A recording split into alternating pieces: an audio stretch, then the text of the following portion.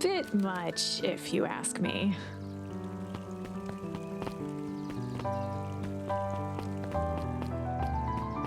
Jeff's hardware closed down about a year ago. The effects of the foul harvest stretched wide. When there are no crops in the field, tractors don't need fixing.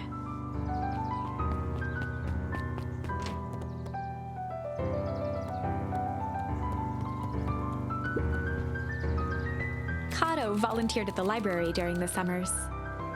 He wasn't very social, so he'd dedicate each summer to becoming an expert in a single subject, making him a reliable source of very particular knowledge.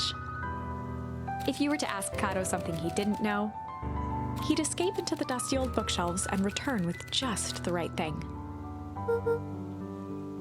Kato was lost in his reading. Luca crooked his neck to see the title, Introduction to Melitology.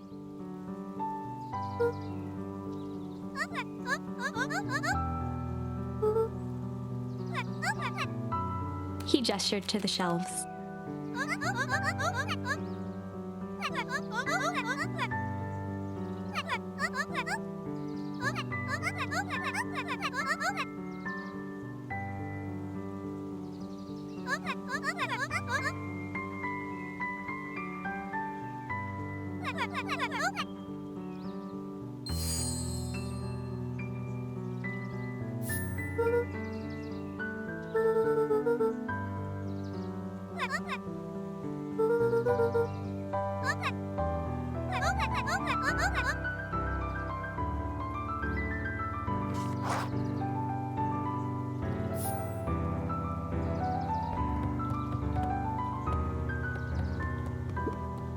There were rarely any actual new additions. Simply a variety of existing content rotated into the front display each week.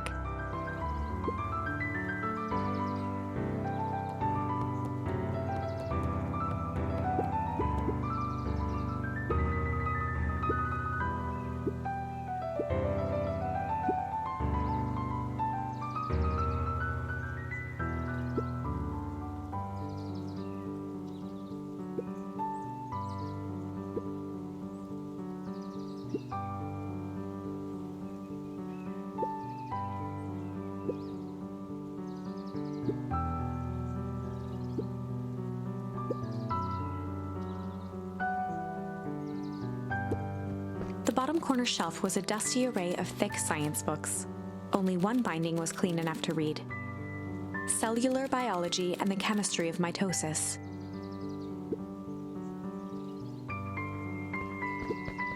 Mycological Phosphorescence.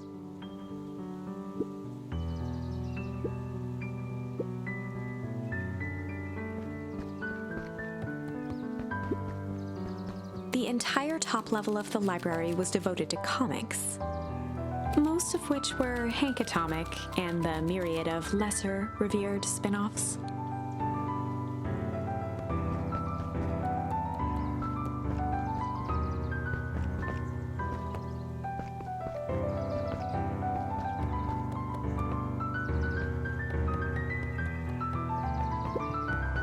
Oh, the cobs I've eaten.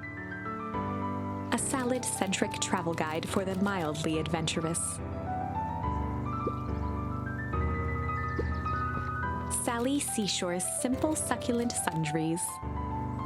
Luca brushed off a smudge of dust. Or maybe it was flour. 30 recipes so easy you'll doubt it's even edible.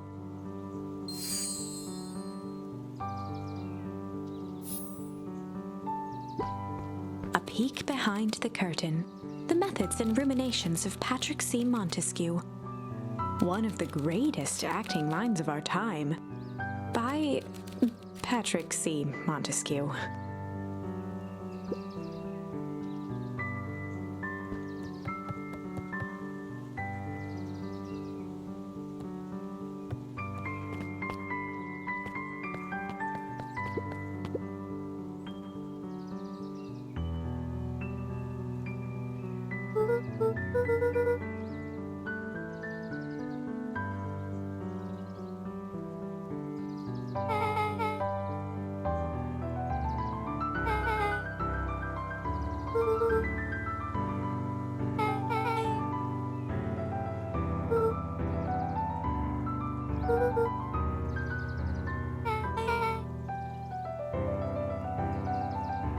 Beck's family moved often, giving her little time to establish any real connections.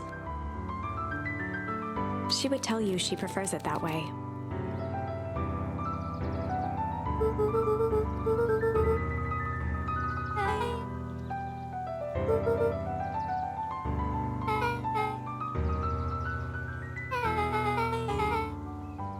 Luca shifted his feet uncomfortably.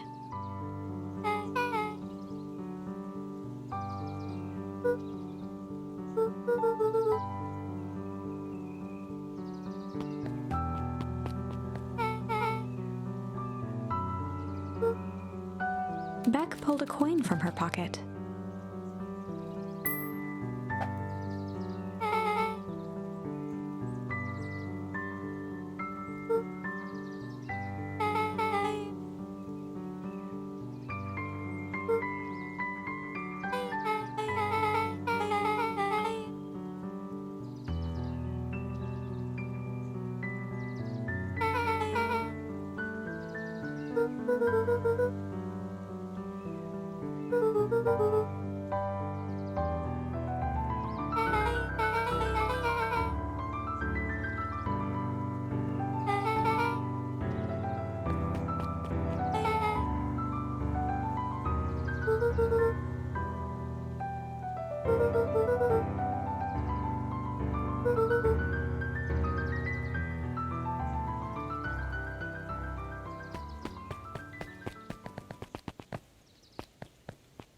The phone booth was brand new, part of Perennial Harvest's Beacon Pines Reborn initiative. It didn't see much use.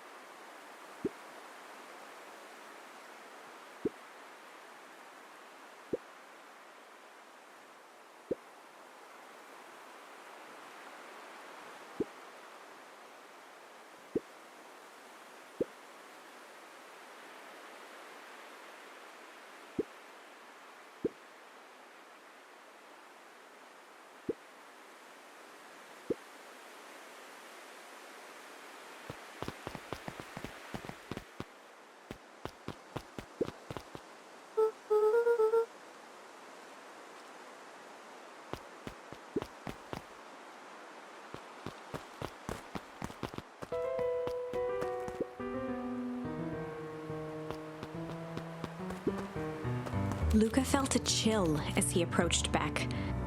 Her eyes were locked on the strange green liquid. The nearby grass was coated in a fine layer of frost.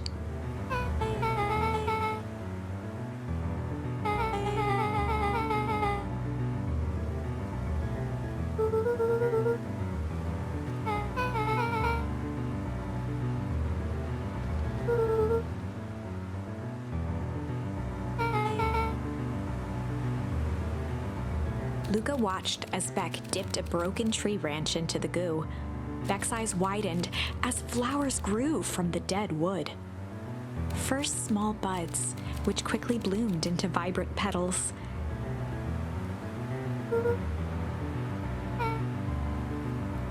As quickly as they had grown, the flowers began to shrivel and turn gray. Beck dropped the stick with a grunt of disgust.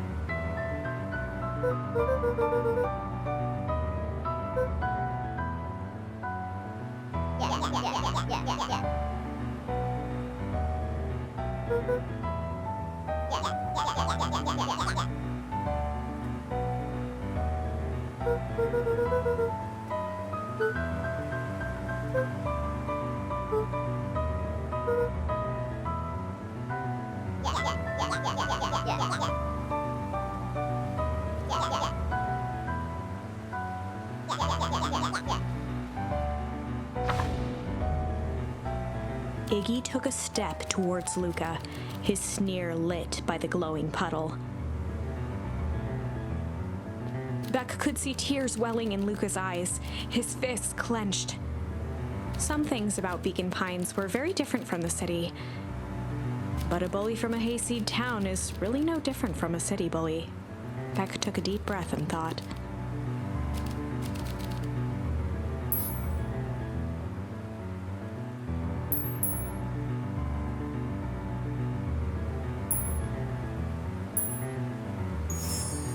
Well, time to bust out the tickles.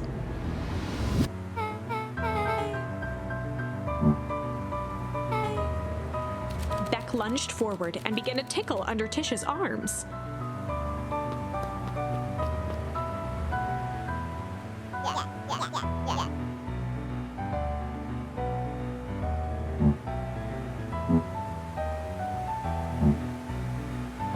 Tears began to form in Tish's eyes as she gasped for breath between gales of laughter. Beck redoubled her efforts until Tish finally had had enough.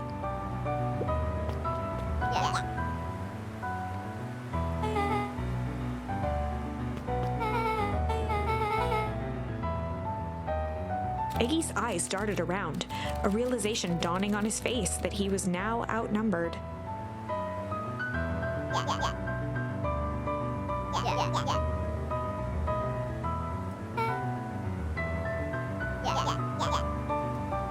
Iggy kicked at the puddle before making his escape.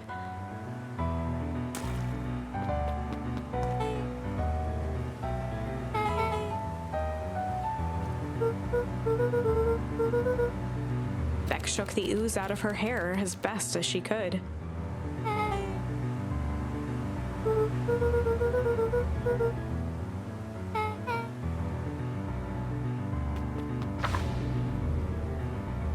Chapter 4.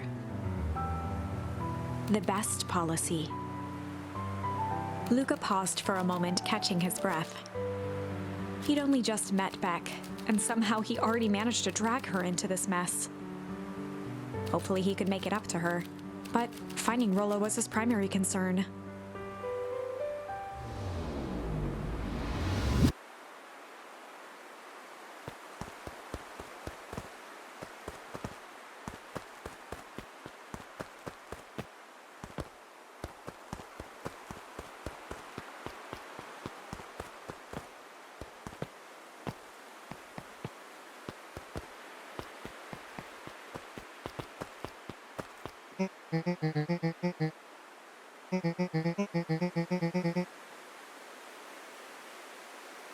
Roxy and Finn